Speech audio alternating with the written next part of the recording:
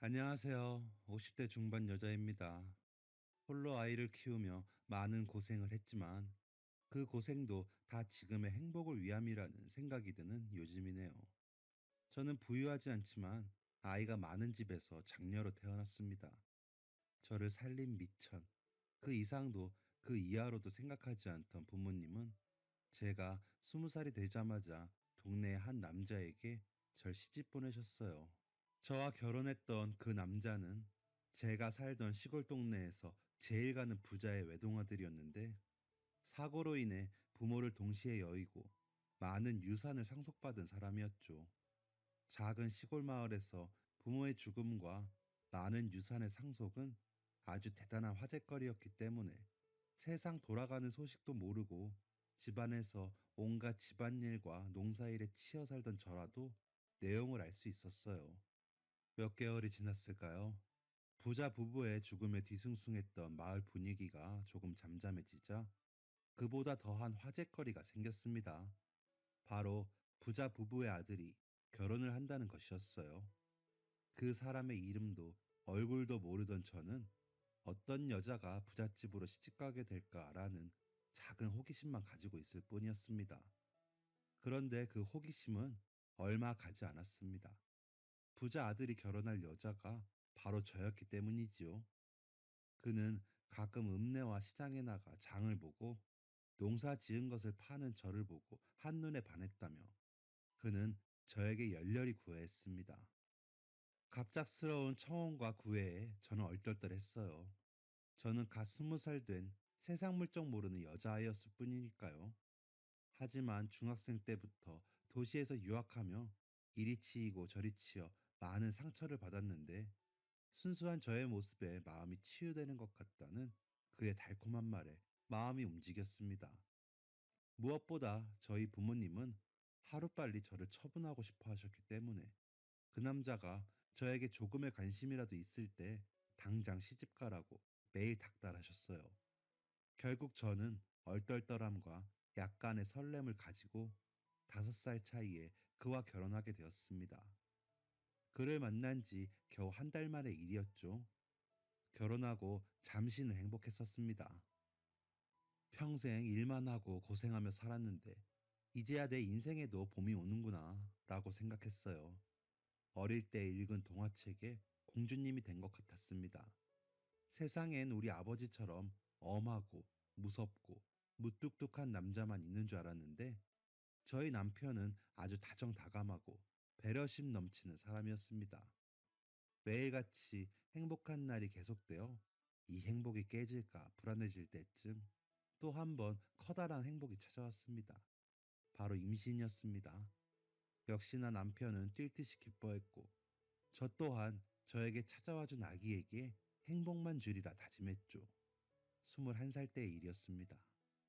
그런데 배가 슬슬 불러올 때쯤부터 저의 행복에 작은 균열이 생기기 시작했습니다.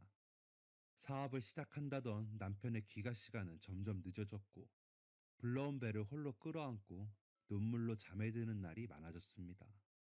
남편이 나에게 더 이상 사랑을 주지 않는다는 것을 느낀 이후로는 임신 후 찐 살 때문일까 하여 한참을 거울 앞에 서서 울기도 하고 만삭의 몸을 이끌고 집안 구석구석을 청소했습니다. 푸석푸석해진 피부를 숨겨보려 처음으로 화장을 해보기도 했네요. 이렇게 힘든 시간을 보내면서도 아이를 낳으면 남편이 다시 돌아와 주지 않을까, 예전처럼 사랑해 주지 않을까 하는 막연한 희망을 품고 있었습니다. 하지만 시작된 불행은 끝을 몰랐습니다. 그날은 아침부터 이상하리만치 식은땀이 많이 나고 몸이 안 좋았지만 평소와 다름없이 무거운 몸을 이끌고 집안일을 하고 있었습니다. 그래도 가끔 남편이 들어와서 보는 집의 모습이 깨끗했으면 했거든요. 제가 아직도 이 집안에 있다는 걸 그 사람이 느꼈으면 했습니다. 몸이 상하는지도 모르고 그렇게 미련하게 고생을 자처하던 저는 결국 예정일보다 훨씬 이른 시기에 아이를 낳게 되었습니다.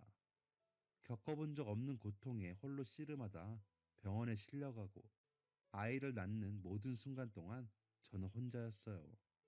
남편은 연락 두절에 친정과는 연락도 제대로 되지 않아 제가 아이를 낳은 후에나 오셨거든요. 시집 간 후에 제대로 얼굴도 보지 못했던 부모님이었지만 뭐가 그렇게 서러웠는지 두 분을 보자마자 눈물이 쏟아지더라고요. 엉엉 울며 무슨 말을 했는지 잘 기억도 나지 않습니다. 그저 아이를 낳느라 너무 힘들었고 아팠다.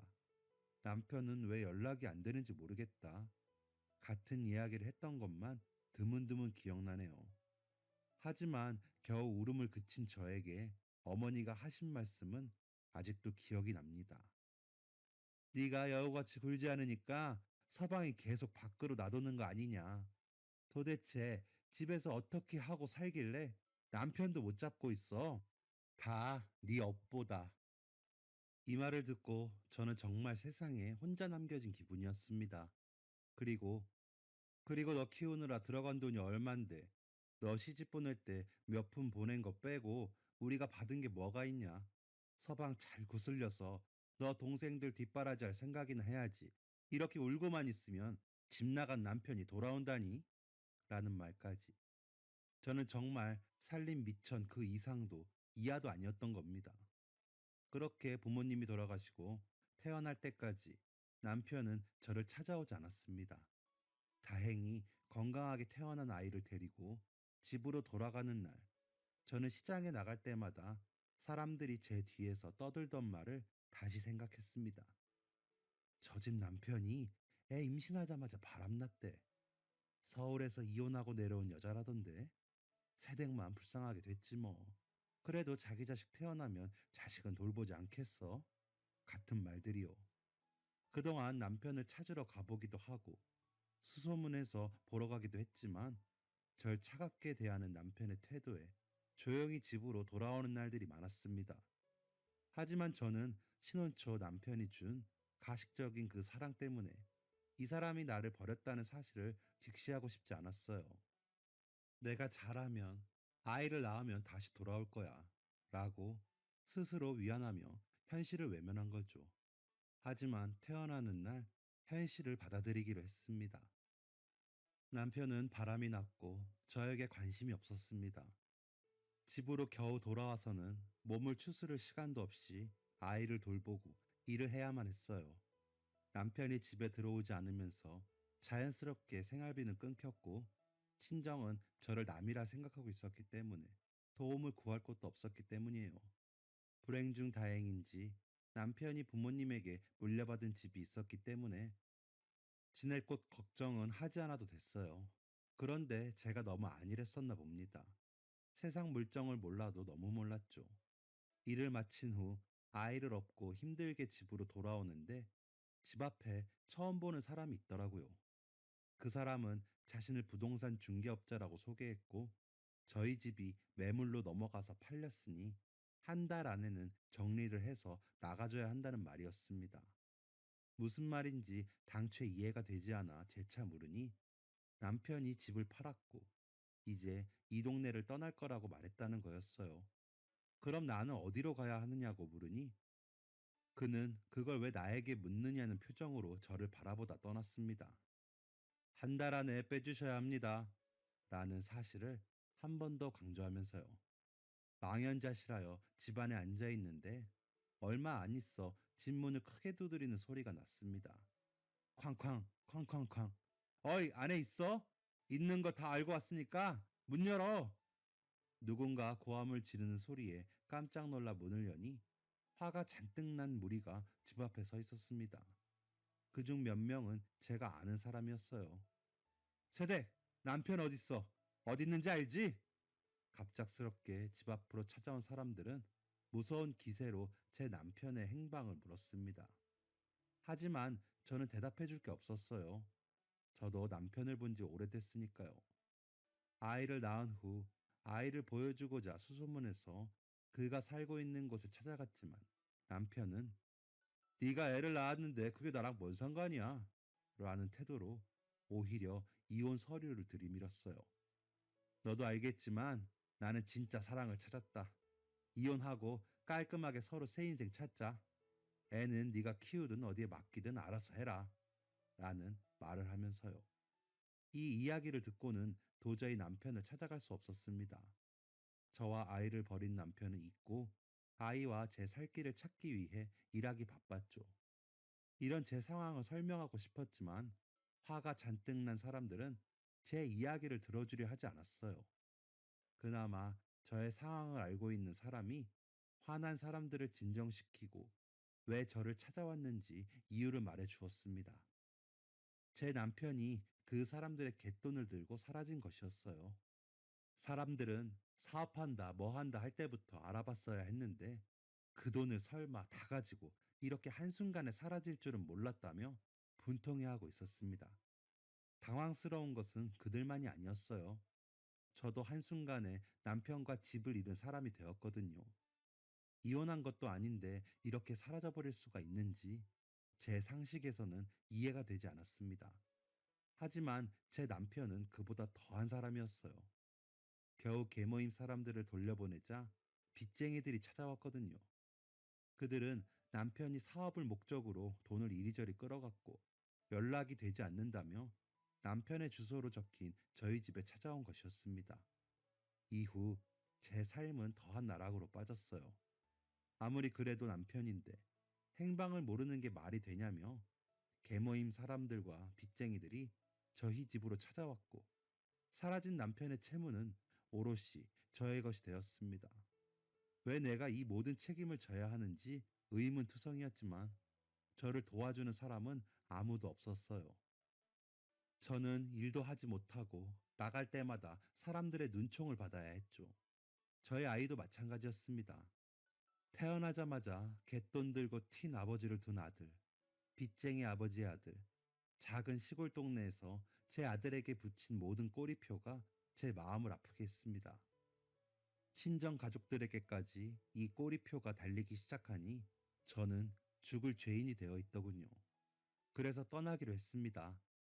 남편의 행방은 이제 더 이상 저의 관심거리가 아니었습니다. 여자로서 남편에게 사랑받고 싶은 마음은 사라진 지 오래였어요.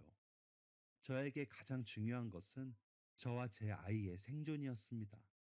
배운 것, 가진 것 없는 22살의 여자아이가 평생을 살아온 지역을 떠난다는 건 쉽지 않은 결정이었습니다.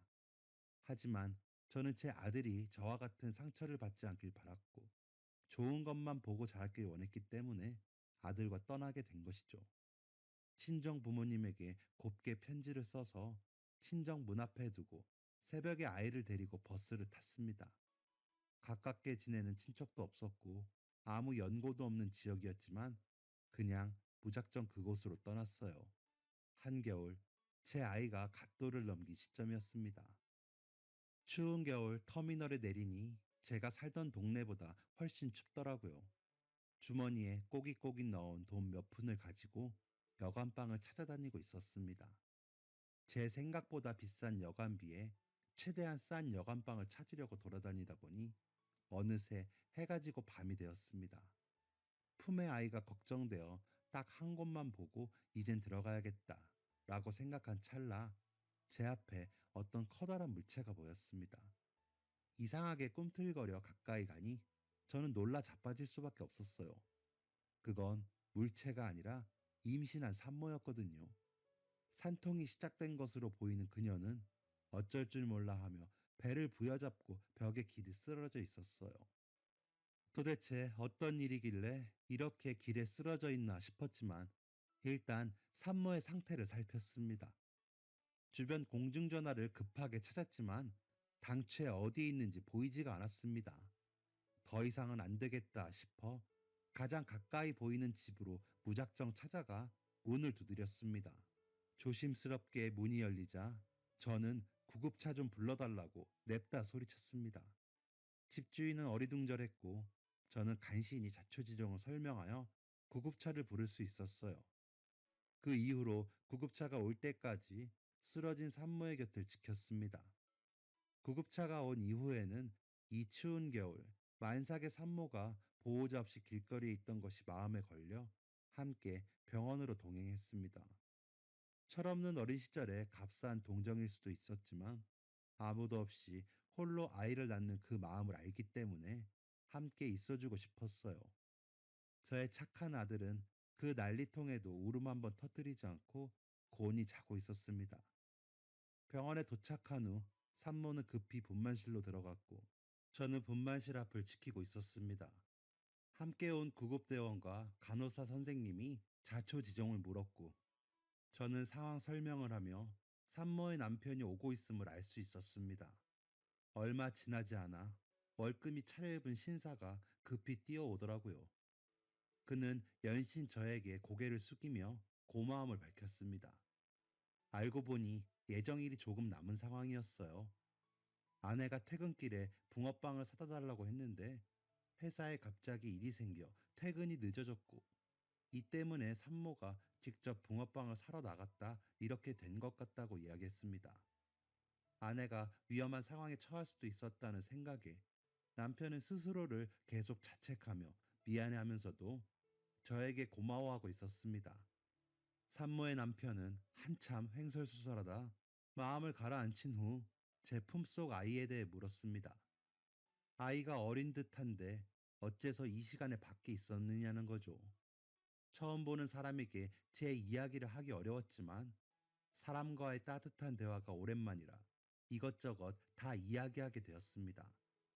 저와 산모의 남편 모두 분만 중인 산모를 신경 쓰느라 대화가 제대로 이어지진 않았지만 제 상황을 입 밖으로 이야기한 것은 처음이라 마음이 조금은 후련했습니다.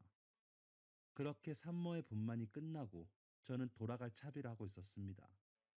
흐트러진 짐에서 사라진 건 없는지 확인을 하고 아이를 추스르고 있었죠. 산모와 아이의 상태를 확인하러 들어갔던 산모의 남편은 후다닥 밖으로 나와 저에게 지낼 곳이 있는지 물었습니다. 이제 다시 찾으러 가야 한다고 하니 도와주셔서 너무 감사합니다. 사례를 하고 싶지만 아내나 저나 너무 정신이 없어서 제대로 답례를 하지 못할 것 같네요. 며칠 동안은 제가 마련해드리는 거처에서 주무시고 다시 뵐 수 있을까요? 라고 이야기하셨습니다. 작은 도움에 너무 큰 호의라 괜찮다고 극구 사양했으나 이 시간에 아이만 데리고 숙소를 찾아다니기 어려울 것이라는 설득에 제안을 받아들이게 됐습니다. 그리고 산모의 남편분이 마련해 주신 숙소 앞에 도착하자마자 저는 입이 떡 벌어졌어요. 평생 본 적도 없는 으리으리한 호텔이 있었거든요. 아무 걱정 말고 편히 쉬라고 모든 결제를 마친 산모의 남편은 3일 뒤 다시 오겠다며 명함을 주고 떠났습니다. 얼떨떨하게 방으로 들어와 아이와 푹 쉬고 다음 날은 일자리를 찾아 나섰습니다. 하지만 22살에 아이가 딸린 저를 받아주는 곳은 없었습니다. 결국 일자리를 구하지 못하고 산모와 산모의 남편을 만나는 날이 되었습니다. 짐을 정리하고 아이와 밖으로 나서니 산모의 남편이 기다리고 있더라고요. 차를 타고 함께 산모가 있는 병원으로 이동했습니다. 굳이 만나지 않아도 된다고 3일 동안 지낼 곳을 마련해 주신 것만으로도 충분하다 이야기했지만 아내가 꼭 만나보고 싶어 한다는 이야기에 결국 발걸음을 돌렸습니다. 산모는 건강히 아이를 출산했고 예쁜 여자아이를 안고 있었습니다. 산모는 고마운 마음을 전하며 어떻게든 은혜를 갚고 싶다고 이야기했습니다. 저는 극구 사양했지만 부부는 결혼 13년 만에 늦은 나이에 겨우 얻은 귀한 아이를 위험한 상황에 빠뜨려 잃을 뻔했다. 아무도 지나다니지 않아 이렇게 죽는 건가 싶었는데 저의 도움으로 예쁜 아이를 얻었다며 도움이 필요한 게 있다면 꼭 이야기를 해달라고 말했습니다. 그리고 남편에게 저의 이야기를 조금 들었다며 자세한 이야기를 듣길 원했습니다. 저는 동생들 뒷바라지를 하느라 학교도 제대로 다니지 못한 일, 20살이 되자마자 시집을 가서 아이를 가지자마자 버림받은 일, 남편의 외도와 빚, 사기로 여기까지 도망치듯 오게 된 이야기를 속풀이하듯 꺼내놓았고 산모는 결국 눈물을 보였습니다. 저는 깜짝 놀라 한 번도 누군가에게 자세한 이야기를 한 적 없었고 누구도 들으려 하지 않았는데 들어주는 사람이 생겨 이것저것 다 말한 것 같다. 미안하다는 마음을 전했습니다. 마음을 진정시킨 산모는 제가 갈 곳이 있는지 물었고 도움을 주고 싶다고 말했습니다. 저는 정말 이런 것을 바라고 도움을 준 게 아니었기 때문에 당황스러운 마음뿐이었죠. 하지만 산모와 그의 남편의 입장은 강경했습니다. 사람이 은혜를 입고도 모른 척 한다면 그건 사람이 아니라 금수일 뿐이라고요. 알고 보니 산모는 한식당을 크게 운영 중이었습니다.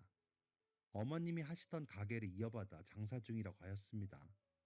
아이를 봐줄 사람도 없는 상황에 한 살배기 아이를 데리고 일하기는 불가능할 거고, 당장 수중에 돈도 없는 사람이 어떻게 거처를 구하려 하느냐 하며, 자신은 상황을 다 알고 있으니 식당 한쪽에서 아이와 함께 생활하며 정착할 비용을 마련하는 게 어떻겠냐 제안해 주었습니다.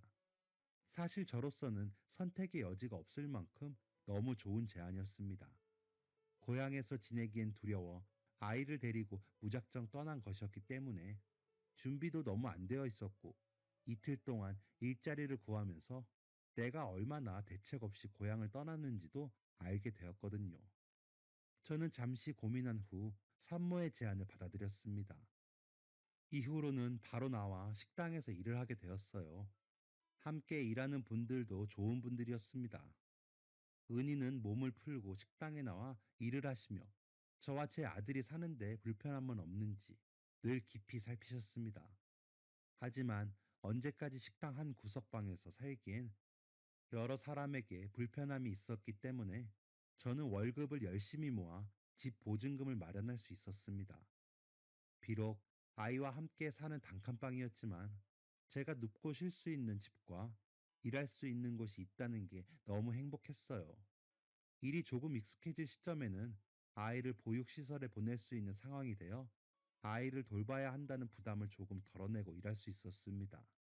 게다가 아직 혼인 관계였던 남편 때문에 빚독촉이 저에게 이어지고 있는 것을 아신 은인 부부는 남편이 연락이 되지 않아 이혼이 되지 않는다는 상황과 남편의 외도로 더 이상 부부관계 유지가 불가능하다는 점, 남편이 아내와 아이를 버려두고 다른 여자와 해외로 떠난 점을 들어 소송을 제기했고, 저는 남편에게서 완전히 벗어날 수 있었습니다. 빚과 남편이 떠넘긴 책임으로부터 안전해진 거죠. 사실 제 마음에는 절대 이혼하지 않고 나를 버린 남편이 선택한 여자가 누구에게도 인정받을 수 없는 첩으로 남길 바랬지만, 제가 그와의 관계로부터 자유로웠으면 한다는 은인 부부의 권유에 마음을 돌렸습니다. 남편으로부터 얻어낸 것은 없었지만 제 선택은 없던 결혼 생활을 제 선택으로 끝냈으니 후련한 마음이 들었습니다. 이후 아이가 조금씩 커가고 제 생활도 안정을 찾을 무렵 저에게 또다시 좋지 않은 일이 생겼습니다. 이 일은 저뿐만이 아니라 은인분들에게도 해가 되는 내용이었습니다. 사연을 작성하는 지금도 이 일을 생각하면 죄송한 마음만 드네요. 제가 처음 식당에 왔을 때는 모든 사람들이 저와 은인의 인연을 알고 있었지만 2년 정도 시간이 흐르니 그 사연을 알지 못하는 사람들이 식당에서 일을 하게 되었어요. 당연히 좋지 않은 이야기도 나오게 되었습니다. 이상하다시피 저를 챙기시는 두 분의 모습이 의아했겠지요. 하지만 선을 넘은 이야기도 있었습니다. 바로 은인 부부의 남편과 저의 연문설이었어요. 어느 순간이 되니 저도 모르는 사이에 저는 은혜도 모르고 은인 남편을 꼬신 불륜녀가 되어 있었고, 은인 아내는 그것도 모르고 어린 미혼모를 살뜰히 챙기는 불쌍한 연인이 되어 있었죠. 제가 이 사실을 알았을 때는 이 일이 사실이 되어 있던 상황이었습니다. 언제부턴가 저를 대하는 사람들의 차가운 시선과 태도에 의아함을 느끼고 있었지만 이 사실을 알게 되니 가만히 있을 수가 없었어요. 저를 도와주시느라 이런 말도 안 되는 소문에 휩싸인 은인 부부에게 너무 죄송스러웠습니다. 그래서 저는 바로 은인 부부의 집으로 찾아갔어요. 초인종을 누르고 한참을 기다리니 두 분이 나오시더라고요. 저는 제가 들은 모든 사실을 말씀드리며 죄송한 마음을 전했습니다. 그동안 김장철이 되면 김치도 해다 주시고, 명절이 되면 초대하셔서 함께 식사도 하고, 철 지나면 옷도 선물해 주시고, 너무 많은 은혜를 입었기 때문에 저 때문에 두 분의 명예가 실추되지 않았으면 했어요. 인망이 두터우신 분들이었거든요. 그래서 두 분에게 아이도 이제 조금 컸고 저도 이제 어디서든 새 출발할 수 있을 정도의 기반을 쌓았으니 다른 곳으로 가겠다고 마음을 전했습니다. 두 분은 깜짝 놀라시며 그 이야기를 어디서 들었냐고 물으셨습니다. 이미 그런 이야기가 돌고 있다는 것을 알고 계셨던 거예요. 말도 안 되는 소문이 돌아 그 소문의 출처를 찾고 식당 안의 분위기를 해치는 사람을 자를 예정이었는데 그 전에 제가 모든 사실을 알게 된 거죠. 두 분은 개의치 말라며 아무것도 모르는 사람들의 이야기에 제가 피해볼 게 없다고 말하셨지만 저는 그럴 수가 없었어요. 이 이야기를 마친 후 얼마 있지 않아 이 모든 소문을 퍼뜨린 사람은 식당에서 잘렸습니다. 그러나 여전히 제 마음엔 불편함이 남아 있었죠. 결국 저는 그 사람이 잘린 이후 얼마 지나지 않아 모든 짐을 정리하고 떠나기로 마음먹었습니다. 모든 것을 정리하고 아이와 함께 은인 부부의 집으로 간 날, 두 분은 여전히 저를 붙잡으셨지만 저는 그럴 수 없는 제 마음을 이야기하며 그동안 얼마나 감사했는지를 이야기했습니다. 정말 진정한 가족이 무엇인지 알려주신 분들이었거든요. 울며 작별을 고하는 저에게 은인 부부는 하얀 봉투를 꺼내 저에게 전해주셨습니다.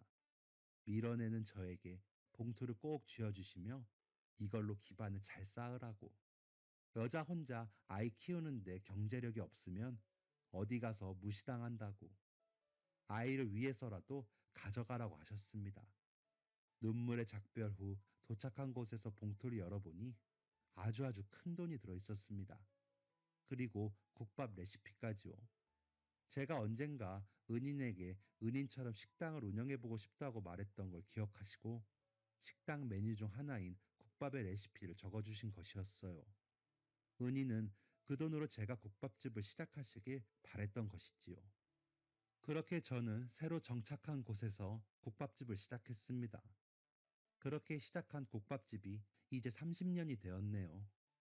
은인의 레시피를 개발하고 또 개발해서 이젠 다른 지역에서도 먹으러 오는 맛집이 되었습니다. 물론 혼자 국밥집을 운영하며 어려운 일들도 있었습니다. 여자 혼자 가게를 보니 와서 술 따라보라는 사람도 많았고 아들은 고기 비린내 난다며 놀림당하기도 했습니다. 아무래도 한부모 가정의 자영업이다 보니 아이가 학교에서 행사를 하면 못 가거나 앞치마도 제대로 벗지 못하고 부랴부랴 가서 잠시 아이만 보고 돌아오는 등 아이에게도 미안한 마음이 많았습니다. 아침 일찍 나가 저녁 늦게 들어와 아이를 제대로 봐주지도 못했거든요. 하지만 저는 아이에게 온전한 사랑을 가르쳐 주려 노력했습니다. 경제적으로도 풍요롭지 않고 시간도 없는 엄마였지만 늘 사랑한다고 말해주고 올바르게 사는 게 무엇인지 알려주려 했죠. 저는 정말 준 게 그것밖에 없었습니다. 배운 게 있는 엄마도 아니라 아이가 학교에서 배우는 내용이 어려워질수록 저는 아이의 공부에서 손을 뗄 수밖에 없었어요. 그럼에도 불구하고 아이는 열심히 공부하여 명문대를 전액 장학생으로 입학하고 대기업에 입사하게 되었습니다. 아들은 다 엄마 덕이라며 저를 축혀 세워주지만 저는 제 아들이 번듯하게 착하게 자라준 것만으로도 행복합니다. 하지만 아들 덕에 더 행복한 일이 생겼네요. 그날은 평소와 다를 것 없이 가게를 정리하고 집에 들어와 늦은 저녁을 준비 중이었어요. 아들이 제 등 너머에서 조용히 엄마 하고 부르더군요. 아들의 목소리가 왜인지 조금은 가라앉은 것 같아 의아했지만 별 생각 없이 대답했습니다. 왜? 저의 대답에 아들은 나 결혼하고 싶은 사람이 생겼어 라고 말했습니다. 저녁 준비하던 것도 잠시 잊고 아들이 저에게 한 말이 어떤 의미인지 이해하는데 시간이 조금 걸렸습니다. 어렴풋이 만나는 사람이 있다는 것 같았는데 결혼을 하고 싶은 사람이 생겼다고 하니 너무 갑작스러워서 아들의 말을 현실로 받아들이는데 시간이 걸렸나 봐요. 지금 생각해보면 언제 만났니? 어디서 만났니? 무슨 일을 하는 사람이니? 몇 살이니? 같은 평범한 질문을 할 수 있었을 텐데 저는 왜인지 그런 질문이 하나도 나오지 않았어요. 저는 제 등 뒤에 앉아있는 아들에게 좋겠다 라는 말도 안 되는 대답을 한 뒤 저녁상을 마저 차렸습니다.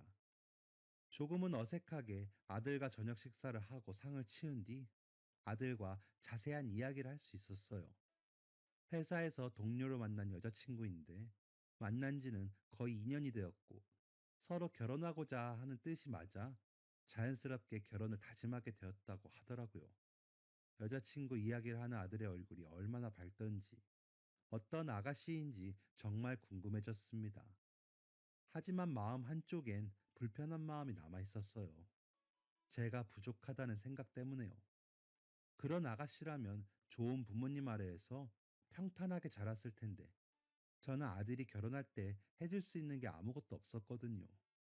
거기다 그 아가씨의 집에서 아버지 없이 자란 제 아들을 어떻게 볼지도 두려웠습니다. 아들을 키우는 동안 아버지가 없다는 사실에 아이가 어떤 시선을 받아왔는지 알고 있었으니까요. 또 남편 없이 홀로 아이를 키운 엄마에 대한 시선이 곱지만은 않다는 것 또한 알고 있었습니다. 제 불안함이 티가 났던 거겠죠. 아들은 제 손을 꼭 잡으며 내가 아버지 없이 자란 거 여자친구도 알고 여자친구 부모님도 아셔. 그런 걸로 흠잡을 뿐도 아니고 엄마가 흠잡힐 사람도 아니야. 날 이만큼 키우기 위해서 엄마가 얼마나 노력했는지 내가 제일 잘 알아. 엄마는 내 흠이 아니야. 내 자랑이야. 라고 이야기해 주었습니다. 저녁 식사를 준비하던 때부터 느껴진 이상한 감정은 눈물을 흘리기 위함이었는지 아들의 위로와 함께 저는 눈물을 펑펑 쏟고 말았습니다. 혹여나 아들에게 상처가 될까? 아들 앞에서는 눈물 한 방울 흘리지 않고 살리라 평생을 노력했는데 어느새 장성한 청년이 되어 오히려 저를 위로하는 아들의 모습에 눈물을 멈출 수 없었습니다. 어느새 함께 울고 있는 아들과 눈물바람의 시간을 보내고 며칠이 흘러 상견례 날이 되었습니다. 아들의 여자친구와 부모님이 계시다는 식당 문 앞에서 저는 한참을 서서 주저했습니다.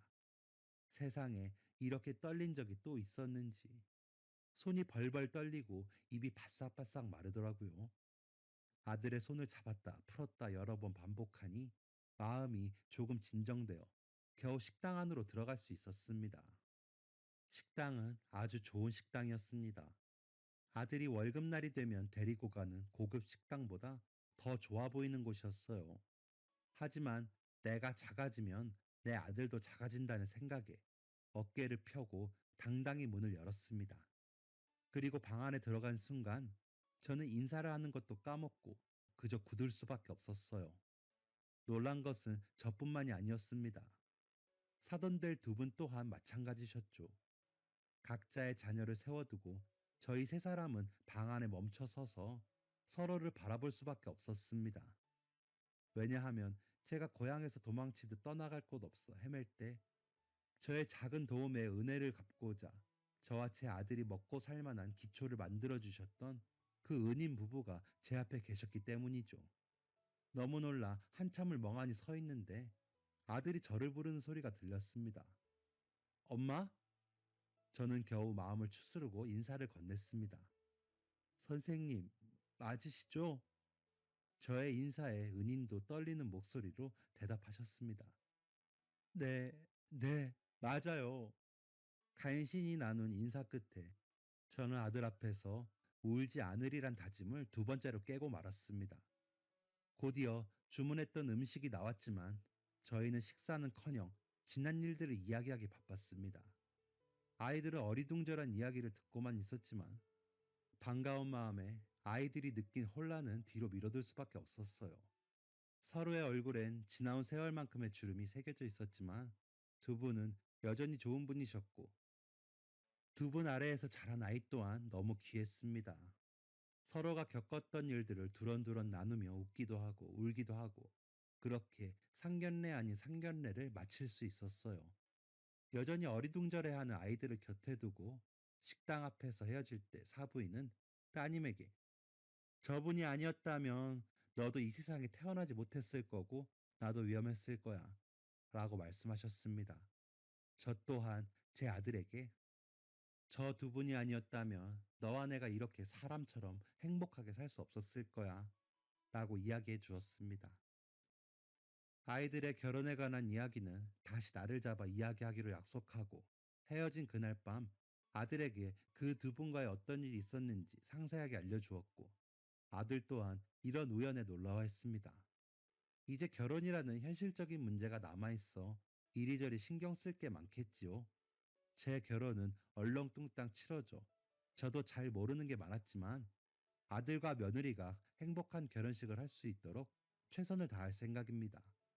돌잡이 아들을 안고 다 포기하고 싶을 때 저의 도움이 필요한 사람을 만났고 그 사람을 돕는 선택으로 살 길이 열렸습니다.